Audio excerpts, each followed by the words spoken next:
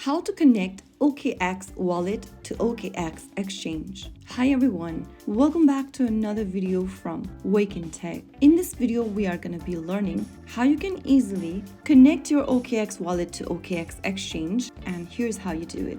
Launch or open your OKX application on your phone, or you may also go to the OKX website on your browser. Either way, log into your account using your email or your phone and password.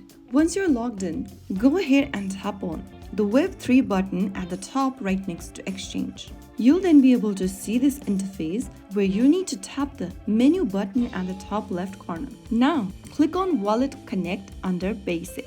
Click the Connect Wallet button on the next page to connect OKX Wallet to your Exchange account. Now, go ahead and select your wallet. If you don't have a wallet yet, go ahead and create one. After selecting the wallet, you'll be able to see the Continue button at the bottom. Click on that. Now click Confirm, and then you'll be able to connect your OKX Wallet to OKX Exchange. Now that your wallet is connected, you can transfer funds between your Exchange account and wallet. That is how you do it. If you found the video helpful, don't forget to like, share, and subscribe to our channel. I will be back again in the next video. Thank you for watching.